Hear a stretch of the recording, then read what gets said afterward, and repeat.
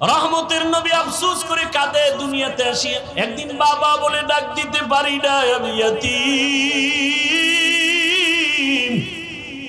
6 বছরে আমি মা হারাইয়াও বড় অসহায়। বাবার কবর দেখতে গিয়ে মাকেও হারিয়ে ফেলেছে। আমার 8 বছরে দাদা আব্দুল মুত্তালিবও চলে গেছেন। এখন আমার কেউ নাই, কার কাছে মনের দুঃখ বলবো?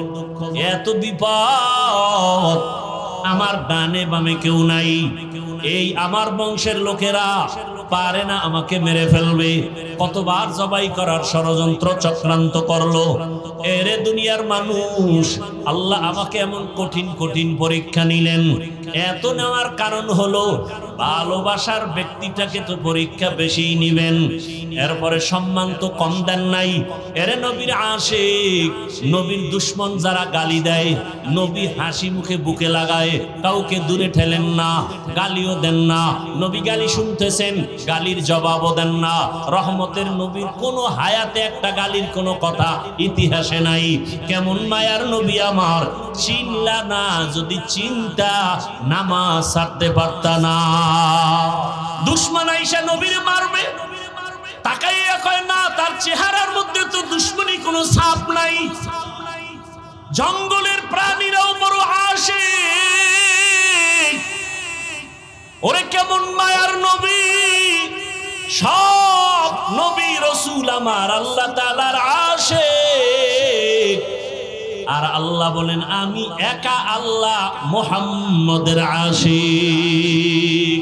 রহমতের নবী আসা মাত্র এতটা আলো বিচ্ছুরিত হতে লাগলো। অনেক দূর পারস্য এলাকা, আমি আমেনা নিজ চোখে তাকায় দেখি মুহাম্মদ আসা মাত্র এমন আলো দেখলাম, আলোর দ্বারা পুরা পারস্যের প্রাসাদগুলো, রাজপ্রাসাদগুলো ডাইরেক্ট আমি চোখে তাকায় দেখতেছি। হাজারো বছরের প্রজ্বলিত আগুন নিভে গেল হঠাৎ করে। রহমতের নবী আসছেন, রহমতের বাতাস শুরু হয়ে গেছে। উত্তম আদর্শ নিয়ে আসছেন রহমতের নবী। 63 বছর হায়াত পাইলেন। এই হায়াতের মধ্যে কোনোদিন এমন এক পরিবেশ, নবীর ডানেও দুশ্মন, বামেও দুশ্মন, সামনে পেছনে দুশ্মন। আপনজনেরাও দুনিয়াতে একটা সন্তান আসার পর আপন হয় তার মা বাবা, আর কেউ তেমন আপন না। কিন্তু আমার মাওলা পাকের কুদরত, রহমতের নবীকে পাঠাবার আগে আব্বাজানকে নিয়ে গেলেন। রহমতের নবী আফসোস করে কাঁদে দুনিয়াতে আসিয়া। একদিন বাবা বলে ডাক দিতে পারি না, আমি ইয়াতীম। 6 বছরে আমি মা হারাইয়াও বড় অসহায়। বাবার কবর দেখতে গিয়ে মাকেও হারিয়ে ফেলেছে। আমার 8 বছরে দাদা আব্দুল মুত্তালিবও চলে গেছেন। এখন আমার কেউ নাই, কার কাছে মনের দুঃখ বলবো? এত বিপদ, আমার ডানে বামে কেউ নাই। এই আমার বংশের লোকেরা পারে না, আমাকে মেরে ফেলবে। কতবার জবাই করার ষড়যন্ত্র চক্রান্ত করলো। এরে দুনিয়ার মানুষ, আল্লাহ আমাকে এমন কঠিন কঠিন পরীক্ষা নিলেন। এত নেওয়ার কারণ হলো ভালোবাসার ব্যক্তিটাকে তো পরীক্ষা বেশি নিবেন। এরপরে সম্মান তো কম দেন নাই। এরে নবীর আশিক, নবীর দুশ্মন যারা গালি দেয়, নবী হাসি মুখে বুকে লাগায়, কাউকে দূরে ঠেলেন না, গালিও দেন না। নবী গালি শুনতেছেন, গালির জবাবও দেন না। রহমতের নবীর কোনো হায়াতে একটা গালির কোনো কথা ইতিহাসে নাই। কেমন মায়ার নবী আমার, চিনলা না যদি চিন্তা নামাজ ছাড়তে পারতা না। কেমন মায়ার নবী আমার, রহমতের নবী হায়াতে কোনোদিন কাউকে একটা মিথ্যা কথার আসর লাগান নাই। রহমতের নবী আমার কোনোদিন চোখ দুইটা গরম করে কারো দিকে তাকান নাই। কারণ মায়ার নবীর চোখে এতটাই পাওয়ার, যদি গরম চোখে তাকায় জাগায় লোকটা পুড়িয়া ছাই হয়ে যাবে। রহমতের নবী কোনোদিন গরম চোখে কারো দিকে তাকান নাই। নবী আমরা বয়ান করতে করতে গলা শেষ, তলা শেষ, মাইয়া বলার হিসাব নেওয়ার টাইম নাই, ঘুমানোর টাইম নাই, দৌড়াইতেছি গাধার মতো। এত মেহনত, এত বয়ান, 1 ঘন্টা করলে কয় বয়ানই করে নাই, টাকা লয়ে দৌড়ায় গেছে। 3 ঘন্টা করলেও কয় মন ভরে নাই, এত বয়ান। আর আমার রহমতের নবীর কোনো বয়ান লাগে না। আমার নবী আসছে, চেহারা দেখে আর কথা শুনে, ব্যবহার দেখে বেঈমান কালেমাওয়ালা হয়ে যায়। দুশমন আইসা নবীর মারবে, তাকাইয়া কয় না, তার চেহারার মধ্যে তো দুশমনী কোনো ছাপ নাই। জঙ্গলের প্রাণীরাও বড় আশিক, ওরে কেমন মায়ার নবী। সব নবী রাসূল আমার আল্লাহ তাআলার আশিক। আর আল্লাহ বলেন আমি একা আল্লাহ মুহাম্মদের আশিক। সে তো বেরাদর শাহেনশাহ দো আলম, आशिक हो बिरादर शहंशाह दो आलम, इश्को से ज़ियादा मुबारक जिसका पसीना, मिश्को से ज़ियादा मुबारक जिसका पसीना। कर दिल में तरोफ हो मेरे आका का ज़ियारत, कर दिल में तरूफ हो मेरे आका का ज़ियारत। एक आन में आए नबी दिखला दे मदीना, एक आन में आए नबी दिखला दे मदीना। ला इलाहा इल्लल्लाह, ला इलाहा इल्लल्लाह, ला इलाहा इल्लल्लाह।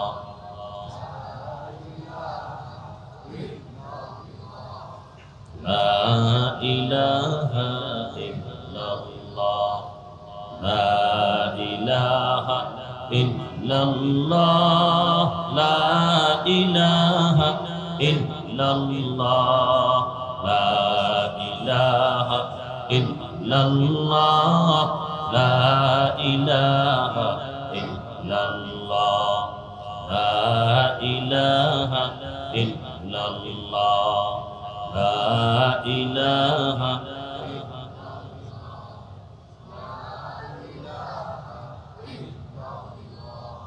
ला इलाहा इल्लल्लाह मुहम्मदुर रसूलुल्लाह।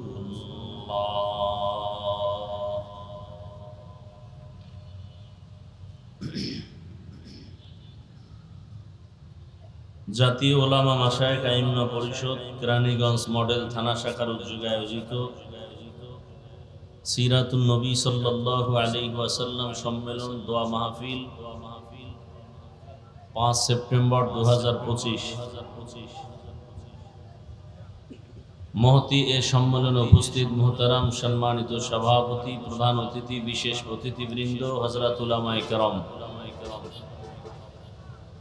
অত্র অঞ্চলের বিভিন্ন স্থান থেকে আগত আল্লাহ পাকের আশিকিন, জাকিরিন, শাকিরিন, মুহিব্বিন, মুরব্বিয়ান এজাম,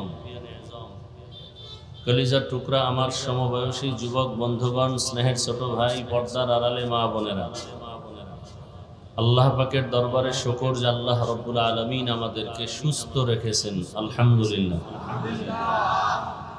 আমাদের সুস্থতাকে আল্লাহ পাক দায়মি ভাবে কবুল করেন। হাজারো লাখো মানুষের ভেতর থেকে পৃথিবীর শ্রেষ্ঠ মজলিস, উলামায়ে আহলে হকের মজলিস, গুনাহ মাফের মজলিস, তওবা কবুলের মজলিস, বরকতিয়া মজলিসে আমাদেরকে আল্লাহ কবুল করে হাজির হওয়ার তৌফিক দান করেছেন। এজন্য আরেকবার শুকর আদায় করি, আলহামদুলিল্লাহ। মাইকের আওয়াজ শুনতেছেন, রাস্তা আটকাবেন না, গাড়ি চলাচলের পথ যেন বন্ধ না হয়। এই জন্য আমি এই রাস্তাঘাটের প্রোগ্রাম নেওয়ার আগেই বলি মাঠ আছে কিনা। মুসিবত মুসিবত এমন কোনো কাজ করার উচিত না যে কাজের দ্বারা মানুষ ইসলামের উপরে কোনো খারাপ আচরণ করবে, ধারণা করবে। ইসলাম পৃথিবীর মধ্যে শ্রেষ্ঠ একটি ধর্ম, যে ধর্মটা চোখ দিয়া তাকাইলে চোখ শীতল হয়ে যায়, মেধা দিয়া ভাবলে মেধা ঠান্ডা হয়ে যায়। এটা কাজে লাগাইতে পারলে সে দুনিয়াতেও বাদশা, আখেরাতেও বাদশা। আর ইসলাম ছাড়া যারা দুনিয়াতে বড় হতে চাবে, একবার ফুলের মালা, শেষে জুতার মালা। আমাদের ইসলাম যারা নিয়ে চলি, আমাদের এই চেয়ারের কোনো মেয়াদ আছে? বলেন, কে আসলো কে গেল কোনো টেনশন আমাদের নাই। এই সম্মান কে দিছেন? কি আল্লাহর ইসলাম সারা দিছেন না ইসলামের বদৌলতে? ইসলামকে আপনারা মানেন না কেন? ইসলাম ছাড়া আর সুন্দর কোনো ধর্ম থাকলে বলেন, সেটাই যাই। আছে? একজন মানুষ আর একজন মানুষকে দেখলে সম্মানের সাথে সালাম দিবে, এটা ইসলাম শিখায়, আর কেউ শিখায় না। কোন ব্যক্তি অসুস্থ, দ্রুত দেখতে যাও, সহযোগিতা করো, ইসলাম শিখায়। জবানের দ্বারা কাউকে কষ্ট দিও না। প্রকৃত মানুষকে, আমরা এখানে সবাই কি হাকিকতে মানুষ হতে পারি না। বক্তা হইছি ঠিক, মানুষ হইনি। বক্তা হওয়া খুব সহজ, মাওলানা হওয়াও কি, ডাক্তার ইঞ্জিনিয়ার হওয়া, মানুষ হওয়া বড় কঠিন। ডাক্তার হইয়া তাসলিমা নাসরিন দেশে থাকতে পারে না কেন? ডাক্তার হইছে, মানুষ হতে পারে নাই। বুঝে আসছে কথা? মানুষ ভিন্ন জিনিস। মানুষ হইলে মানুষ সবাই তাকে মাথায় নিয়ে রাখবে। বক্তা হয়েছি, মানুষ হতে পারিনি। আর মানুষ জন্মগতভাবে হওয়া যায় না। মানুষ হওয়ার জন্য মানুষ হওয়ার কারিগরের কাছে যেতে হয়। আল্লাহ বুঝার তৌফিক দান করে। দরুদ ও সালাম সৈয়দুল মুরসালিন, রহমাতুল লিল আলামিন, শফিউল মুজনিবিন, খাতামুন নবিয়্যিন, সৈয়দুস সাকালাইন, ইমামুল মুরসালিন, হযরত মুহাম্মদুর রাসূলুল্লাহ। সবাই মুহাব্বতে আবার পড়েন। দরুদ পড়লে গুনাহ না সওয়াব? সওয়াবের প্রয়োজন নাই, আবার পড়েন। একবার পড়বেন সাল্লাল্লাহু আলাইহি ওয়া আলিহি, সাল্লাল্লাহু আলাইহি। নবী বলছেন, আমার দোয়ার সাথে আমার আহলে বাইতের জন্য দোয়া করো। তাহলে সাল্লাল্লাহু আলাইহি ওয়া আলিহি ওয়াসাল্লাম, এইটা একবার পড়লে সাথে সাথে 3টা পুরস্কার। কতটা পুরস্কার? প্রথম পুরস্কার 10টা গুনাহ মাফ হয়ে যাবে। দ্বিতীয় পুরস্কার 10টা নেক আমল নামায় যোগ হবে। তৃতীয় পুরস্কার আল্লাহর দরবারে 10 গুণ মর্যাদা বেড়ে যাবে। এই 3টা পুরস্কার কয়বার পড়লে? যদি 100 বার পড়েন, 200 বার পড়েন, 300 বার পড়েন। যারা 300 বার প্রতিদিন দরুদ পড়ে, এরা রসুলের হাকিকতে আশেক, বাকিরা আশেক হবে, তবে ভণ্ড আশেক। তারা প্রকৃত আশেক না। বুঝেন না কথা? আমার ভক্ত, খাঁটি ভক্ত বুঝবেন কিভাবে? সবাই আপনারা ভক্ত, আমার মতো টুপি, আমার মতো জামা, আমার রঙে যে রং লাগায় সে কঠিন ভক্ত। সবাই রসুলের আশেক, কিন্তু বেনামাজি রসুলের আশেক না। সবাই রসুলের আশেক, সুদখোর রসুলের আশেক না, ঘুষখোর রসুলের আশেক না। প্রকারান্তরে এরা রসুলের চূড়ান্ত দুশ্মন। আল্লাহ বুঝার তৌফিক দান করেন। অনেক কথা কেমন যেন গীবতের মতো হয়। আপনারা জানেন গীবত করা হালাল না হারাম? আমরা হুজুরেরা জানি না। বুঝে বুঝে জবাব দেন। জানি কি একটু কম জানি? বরং আমরা আপনাদের থেকে একটু, সে বেশিটা কি আপনারা জানেন গীবত করা হারাম, আমরা হুজুরেরা জানি কিছু কিছু ক্ষেত্রে গীবত করা ওয়াজিব, না করলে গুনাহ হবে। এটা তো আর আপনি জানেন না। মানে আপনি বিড়ি টানেন আর কোন হুজুর ওয়াজ করলো না গীবত করলো? না, আপনি তো জানেন না, আপনি তো মূর্খ পণ্ডিত। গীবত করা হারাম, 4 কারণে গীবত করা ওয়াজিব। ওয়াজিব মানে কি? না করলে গুনাহ হবে। অতএব ওলামায়ে কেরাম গীবত যদি মনে করেন করতেছে, এর মধ্যেও কারণ আছে। ইসলামের বিরোধী শক্তির বিরুদ্ধে উম্মতকে সজাগ করা, নাম লইয়া বলা, এটা গীবত হলেও সওয়াব। গীবত হলেও বাতিলের বিরুদ্ধে কথা বলা, অনেকে বলে হিংসা। দেখছুনি হুজুরের মধ্যে কি হিংসা, অমুকের বিরুদ্ধে বলে। ভণ্ডদের বিরুদ্ধে কথা বলা হিংসা। রসুল বাতিলের বিরুদ্ধে কথা বলেন নাই? বাতিলের বিরুদ্ধে আল্লাহ কোরআনে আইন পাশ করেন নাই? তাহলে বাতিলের বিরোধিতা করা কি হিংসা না ঈমান? ঈমান। আপনি হিংসা বলেন কেন? আপনি হিংসার ডেফিনেশনই তো জানেন না। আল্লাহ হেদায়েত দান করুন। তাহলে ইনশাআল্লাহ কতবার দরুদ পড়ব প্রতিদিন? রবিউল আউয়ালের আলোচনা তো সিরাতুন নবী, এজন্য ভূমিকায় মূল কথাগুলো ওদিকেই যাচ্ছে। তাহলে কতবার? সপ্তাহে একদিন। বলেন, সব খেয়াল করেন, মুখস্থ করবেন, একেবারে কঠিনভাবে মুখস্থ করবেন যা বলতেছি। প্রতিদিন কতবার? 300 বার। 300 বার দরুদ পড়লে কি একটু গণনা লাগবে না? গণনার জন্য কি নিবেন? তাসবিহ। এখন অনেকে বলে তাসবিহ পড়া বেদাত। ভালো করে মুখস্থ করবেন। তাসবিহ টেনে আমল করা সুন্নতে সাহাবা। 3 বার মুখস্থ করেন। তাসবিহ হাতে নিয়ে আমল করা কি?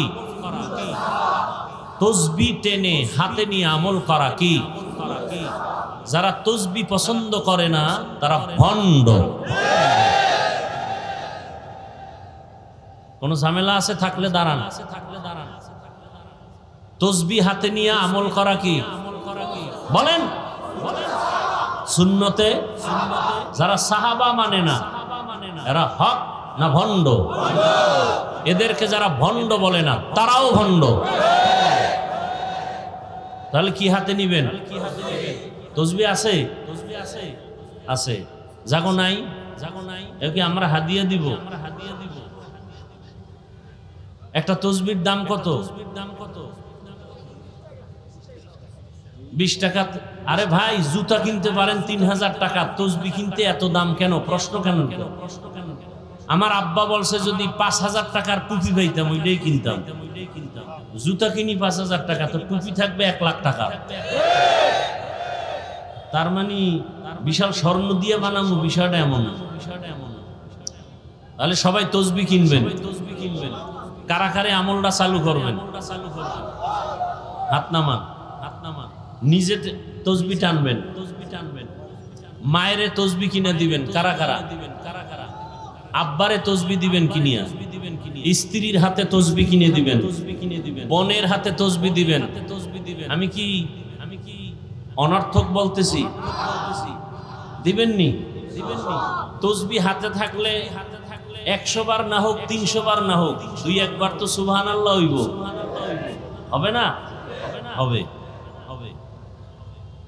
তাসবিহর আমল চালু হয়ে যাক।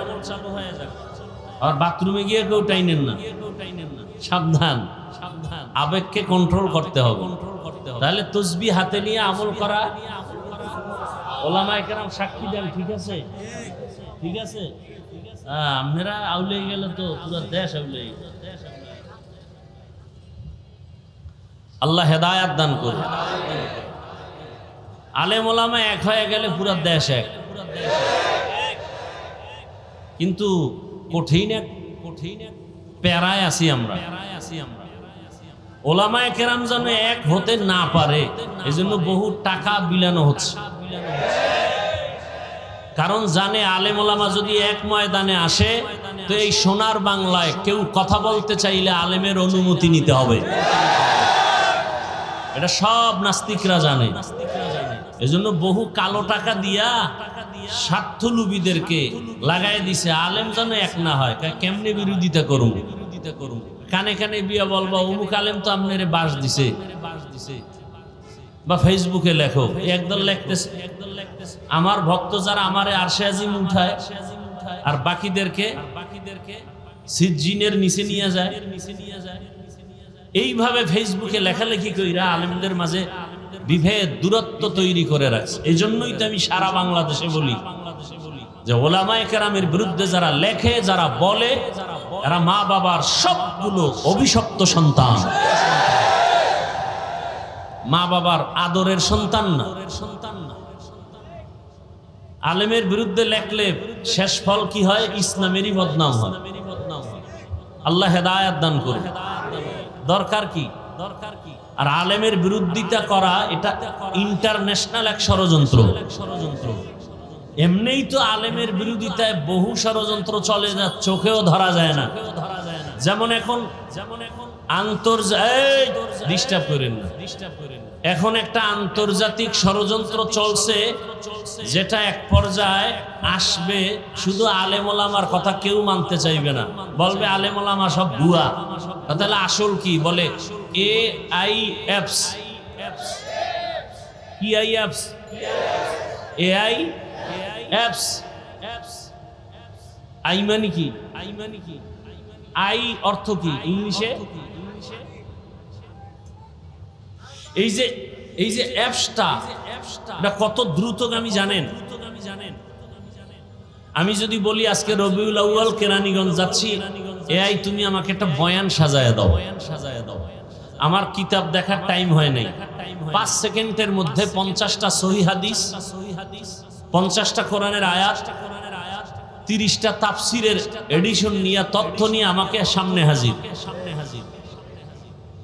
আপনি যে তথ্য খুঁজিয়াও পাবেন না, এআই কে বলেন এই তথ্য দাও, পৃথিবীর কোন রাষ্ট্রের কি চান, কোন ভাষায় চান, সব আপনার সামনে 5 সেকেন্ডে রেডি।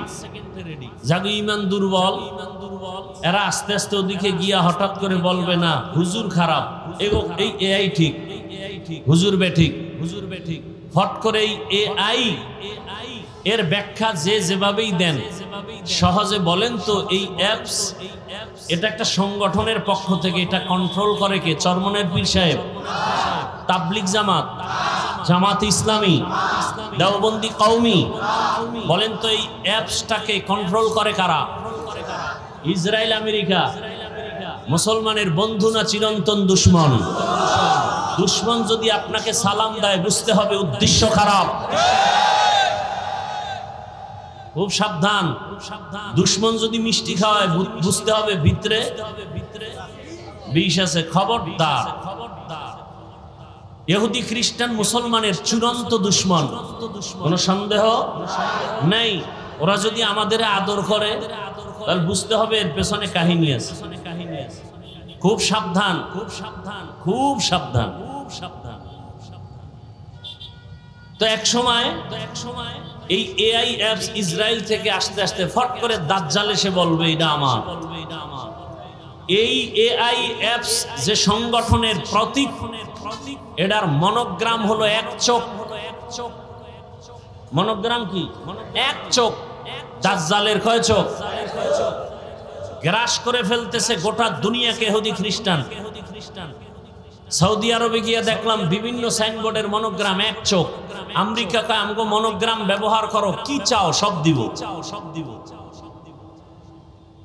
দূরের থেকে তাকাইলে দেখবেন মনোগ্রাম এক চোখ।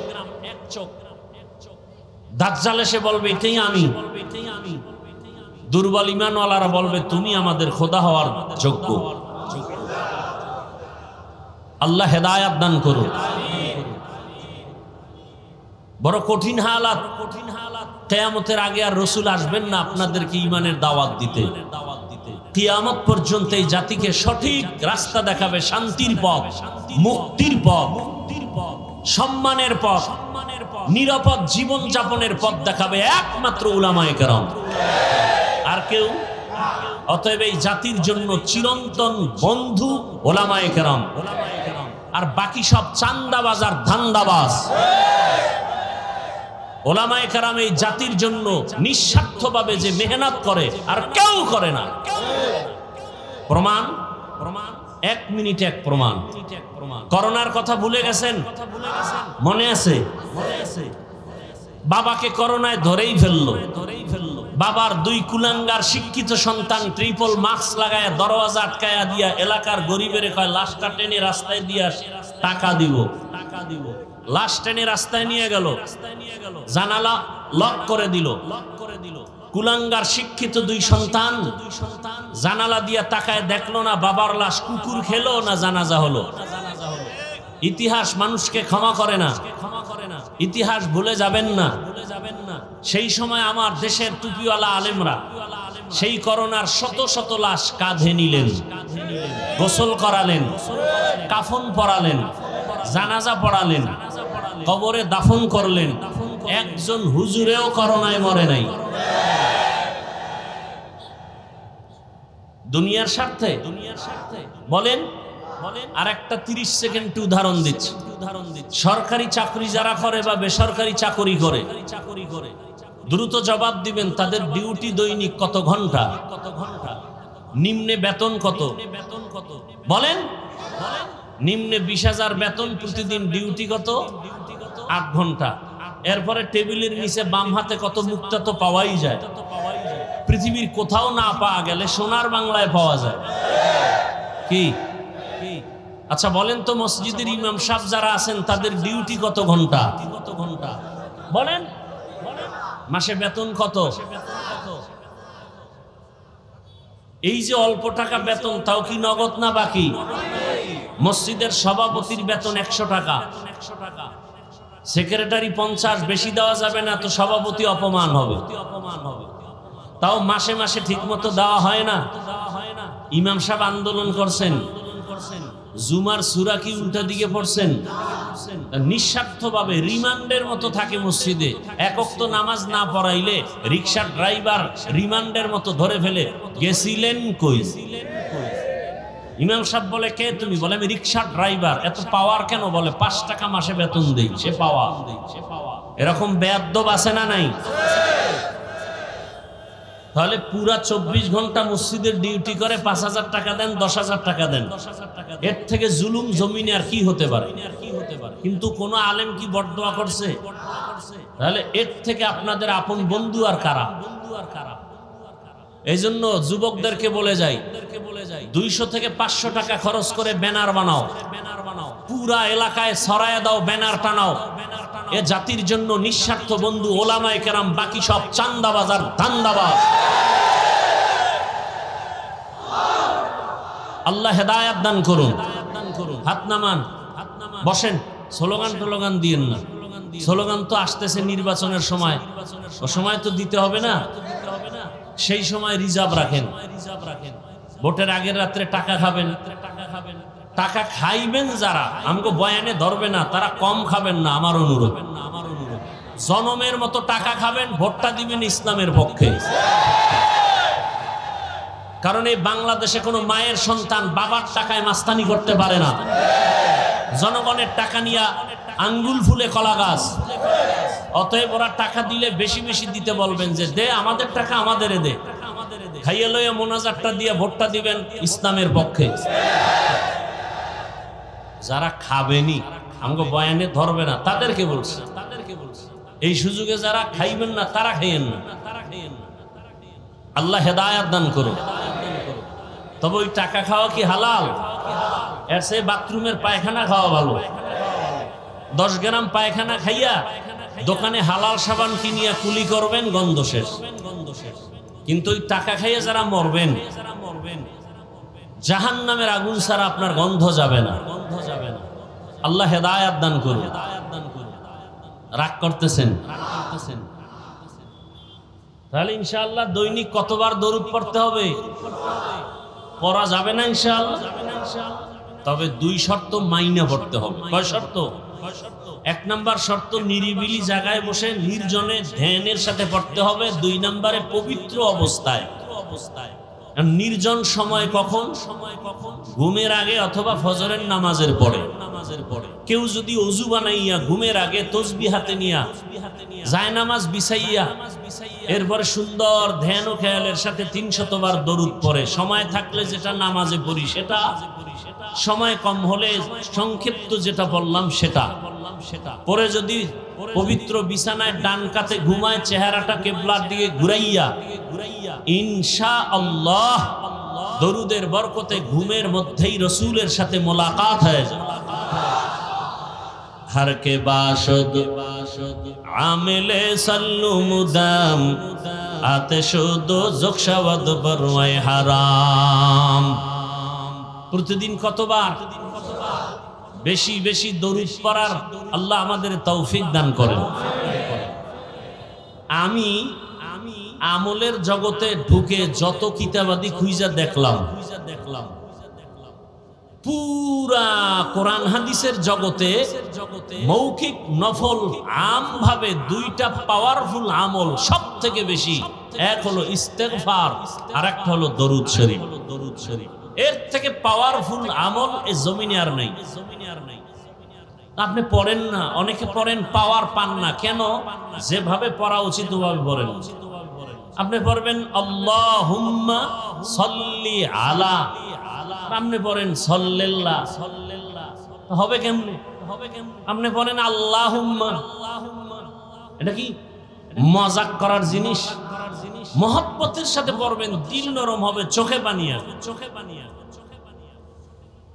সেইভাবে পড়েন, আজমতের সাথে বিশ্বাস নিয়ে পড়েন, নগদ ফলাফল চলে আসবে।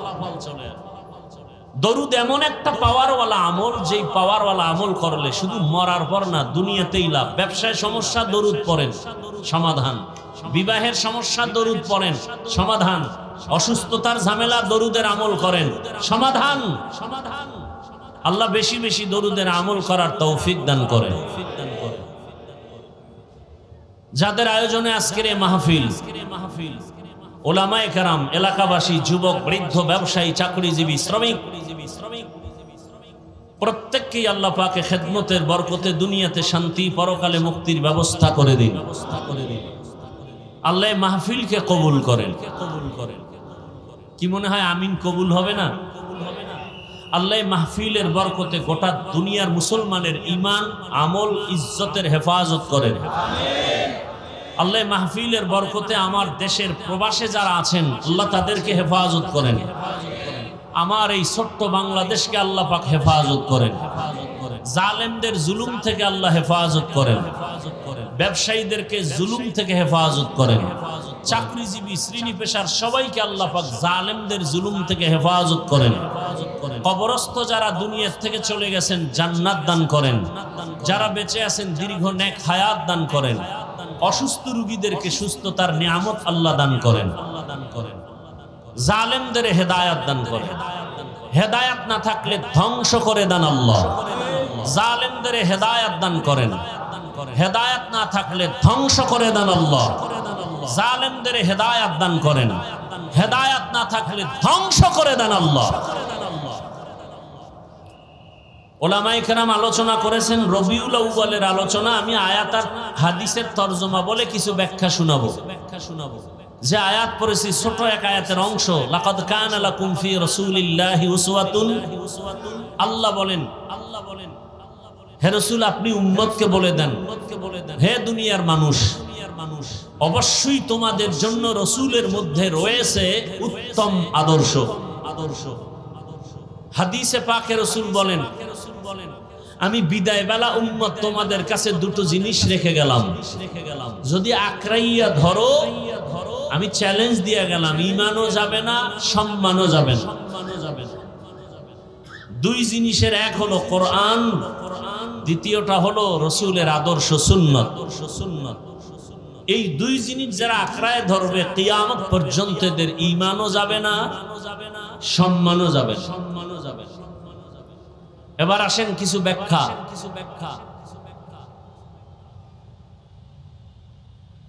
রবিউল আউয়াল 12 মাসের একটা আরবি মাসের নাম।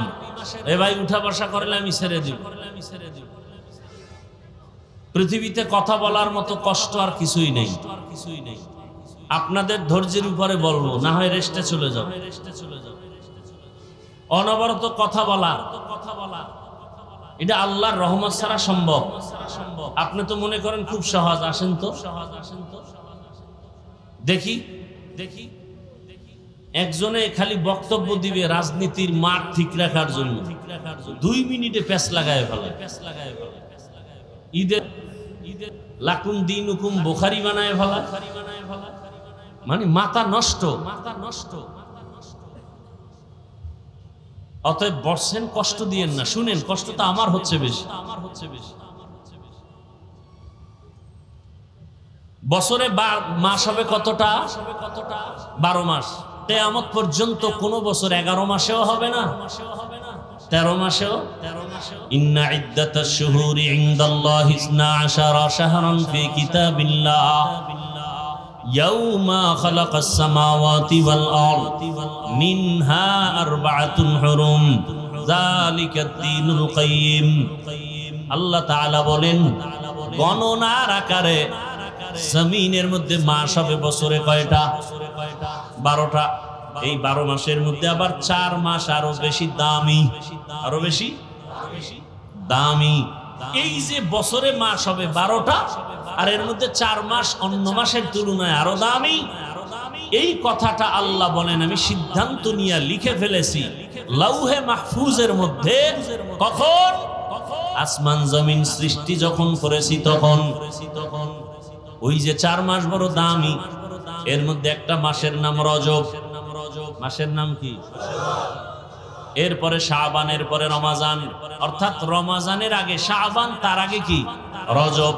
আর বাকি 3টা মাস একসাথে লাগানো, যুলকাদা, যুলহিজ্জা, মুহররম, অর্থাৎ হজের মাস, হজের আগের মাস, হজের পরের মাস। এবার খেয়াল করেন, এই 4 মাস যথেষ্ট পরিমাণ সম্মানিত বলার কারণ হলো এই মাসের মধ্যে যুদ্ধ করা যাবে না, আন্দোলন করা যাবে না। সেই সময়ের হিসাব, সেই হিসাব এখন আর নাই। এখন সুযোগ পেলে, পরিবেশ থাকলে, যুদ্ধের প্রয়োজন হলে মুহররমে করো, রজবে করো, কোনো নিষেধাজ্ঞা নাই। তবে আমি হাফিজুর রহমান এখানে ঘোষণা দিলে হবে না। দেশের, রাষ্ট্রের সমস্ত উল্লেখযোগ্য উলামায়ে কেরাম বসে, বোর্ড বসে, এরপরে প্রেক্ষাপট অনুযায়ী যদি সবাই একমত হয়ে ফতোয়া প্রদান করেন এখন জিহাদ করা যাবে, তখন জিহাদ করা যাবে। আমি একা বললে হবে না। আল্লাহ বুঝার তৌফিক দান করেন।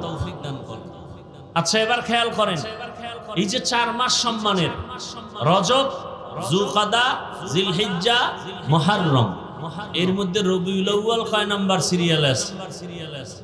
খবর নেই। আছে? কথা বলেন না কেন?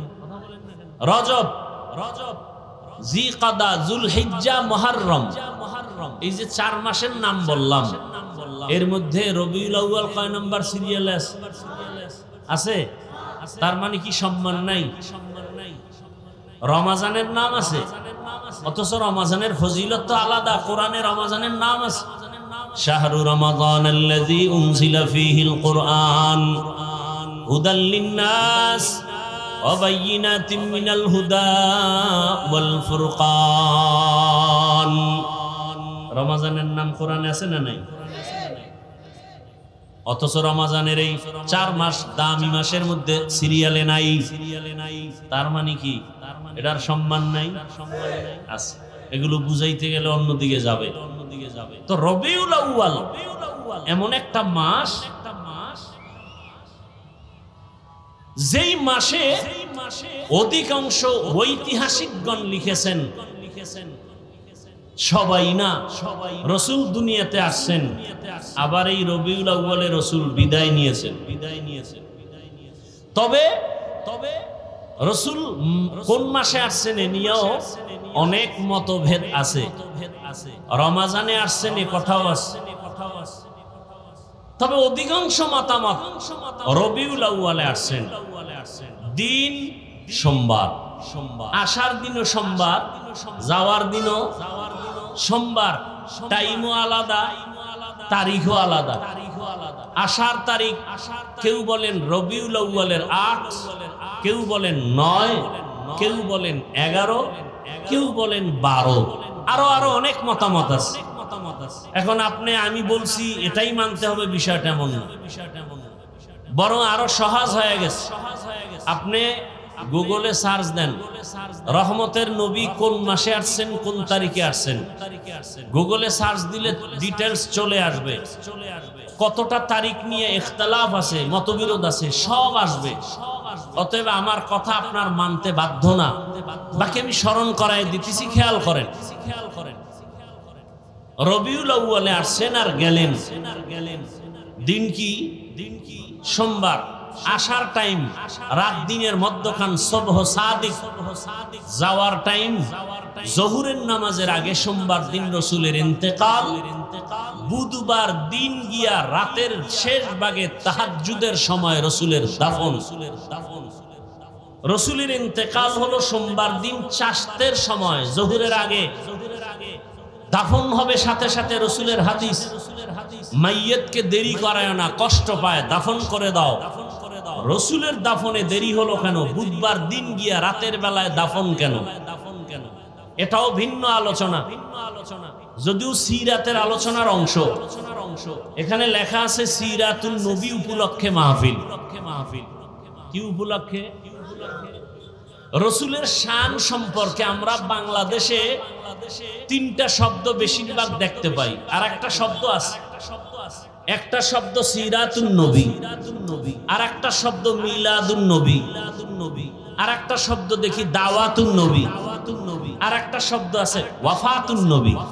কয়টা শব্দ? ভালো করে খেয়াল করবেন। সিরাতুন নবী, মিলাদুন নবী, দাওয়াতুন নবী, ওয়াফাতুন নবী। প্রথম আপনারা জানবেন অর্থ পরে। এই চারটা শব্দ পৃথিবীর সব থেকে দামি রসুল রহমতের নবীর শানের শব্দ। এটা আগে একমত হন। এই চারটা শব্দ সরমনের হুজুরের শানে ব্যবহার হয়, কোন পিসাবের শানে ব্যবহার হয়। এই চারটা শব্দ মুসা নবীর বেলায় ব্যবহার হয়, ইব্রাহিম নবীর বেলায় ব্যবহার হয়।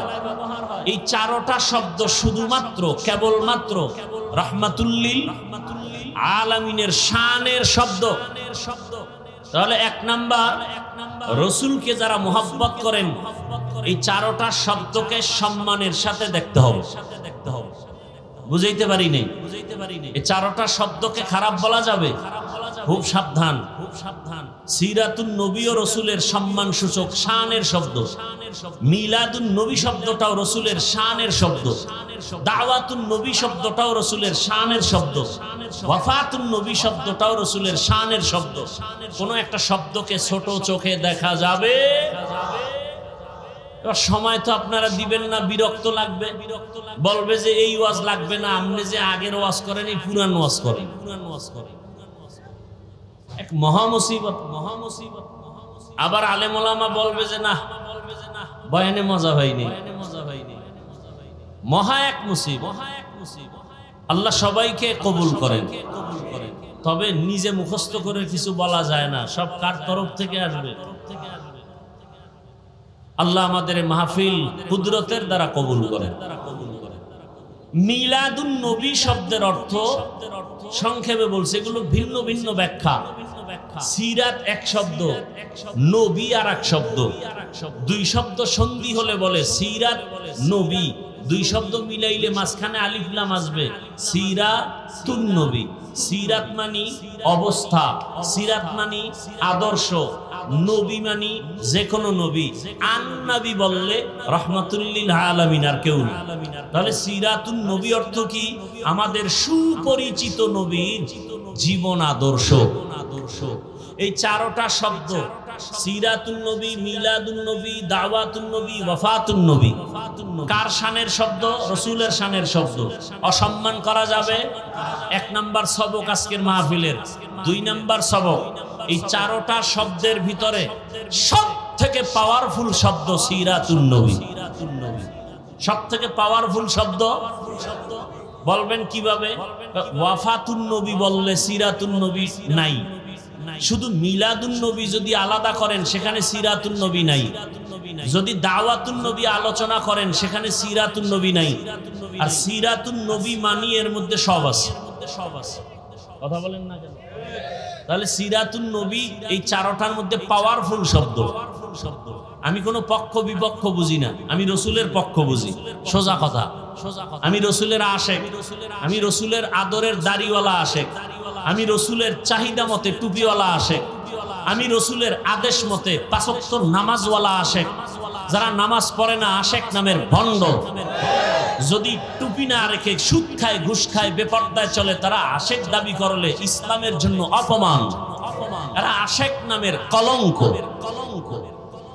জমিনে রসুলের আশেক ছিলেন খাজা মাইনুদ্দিন চিশতি আজমিরি, বড় আশেক বড় পীর আব্দুল কাদের জিলানী, খাজা মাইনুদ্দিন চিশতি, শাহজালাল, শাহপরান, শাহ মখদুম, শাহ আলী, খান জাহান আলী, নিজামুদ্দিন আউলিয়া, কুতুবুদ্দিন বখতিয়ার কাকি, আব্দুল কুদ্দুস গাঙ্গুহি, এরকম যারা যারা আছে বলেন তো এদের দাড়ি ছিল না? এ মঈনুদ্দিনের ভক্ত দাড়ি কই? শাহজালালের পর্দা করেন নাই, নামাজ পড়েন নাই, তো শাহজালালের ভক্তরা নামাজ পড়েন না কেন? তাহলে আপনারা ভুয়া আশেক, ভণ্ড আশেক, আমরা নামাজি দাড়িওয়ালা টুপিওয়ালারা হাকিকতে আশেক। বাকি আমাদের কোনো সাইনবোর্ড লাগানোর প্রয়োজন নাই। আর সে আজিমে কবুল হলে আমি কামিয়াব। চরমনার সৈয়দ ফজলুল করিম রহমতুল্লাহ আলাইহি বলতেন যে আল্লাহ যদি আমাকে মাফ না করেন, তোমরা কবরে ফুলের মালা দিলে লাভ কি? আর আল্লাহ যদি ক্ষমা করে দেন, তুমি জুতা মারলে কি ক্ষতি? তো আল্লাহর আরশে আজিমে যদি তোমার আশেক নাম না লেখা হয়, তুমি দাবি করে লাভ কি? আল্লাহ বুঝার তৌফিক দান করেন। তাহলে রসুল আসলেন রবিউল আউয়ালে, চলে গেল না? বলেন না কেন ভাই? মাঝখানে সময় গেল কতদিন? খবর নাই। আসলেন রবিউল আউয়ালে, চলেও গেলেন রবিউল আউয়ালে, মাঝখানে সময় কাটলো কতদিন? এখন আমি প্রশ্ন করব তাদেরকে যারা বলে রসুল কখনোই মরে নাই। আছে না নাই? আর এক দল বলে রসুল যে একবার মরে গেছে আর জিন্দাই হয় নাই। ধর্ম নিয়ে বাড়াবাড়ি, শ্রেষ্ঠ দেশ বাংলাদেশ, কথা ঠিক না? এবং কিলাকিলিও বেশি। এই যে মদিনা মক্কা ঘুরে আসলাম, কেউ নামাজে হাত বুকে বাঁধে, কেউ নাবির নিচে, কেউ হাত ছাইরা দিয়ে দাঁড়ায়, কেউ কেবলার দিকে পাও দিয়ে ঘুমায়, একামতের সময় উঠা নামাজে দাঁড়ায় গেছে, ওযু নাই, এগো দিল পরিষ্কার। কেউ দেখলাম খোদার কসম তাকায় দেখতেছে, সেজদা দিতেছে, সেজদায় গিয়া একটা পকেট থেকে কাঠের টুকরা বের করে কপালের নিচে দেয়।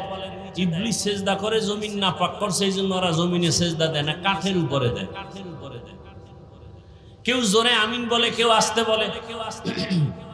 এত যে লাইনের মুসলমান মক্কা মদিনায় ঝগড়া লাগছে কতদিন, কিলাকিলি করে মারা গেছে কেউ।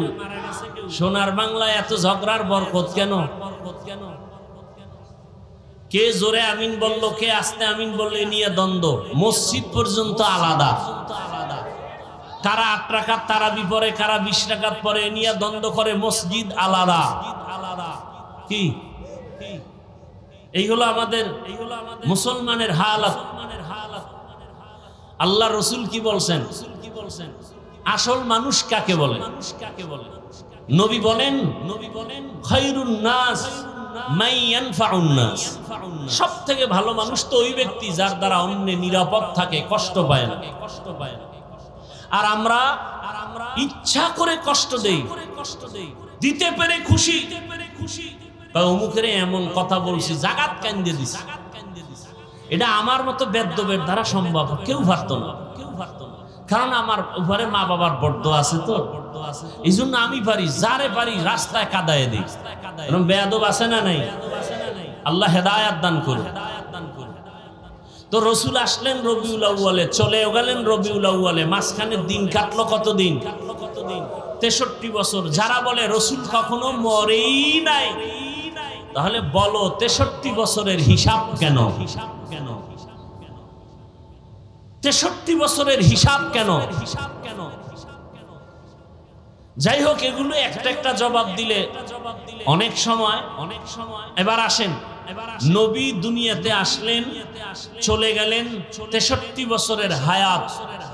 নবী আসলেন কেন? এই হলো এক প্রশ্ন। নবী নিয়ে আসলেন কি কারণে? আল্লাহ পাঠাইলেন, আবার 63 বছর পরে চলে গেলেন কেন? এবং রেখে গেলেন কি? এই টোটাল মূল আলোচনা দুই কথা। নবী নিয়ে আসলেন কি, রেখে গেলেন কি? বাংলায় তার সংক্ষেপ 1 মিনিটে জবাব। নবী দুনিয়াতে আসলেন উত্তম আদর্শ নিয়া, আর রেখে গেলেন দুইটা জিনিস।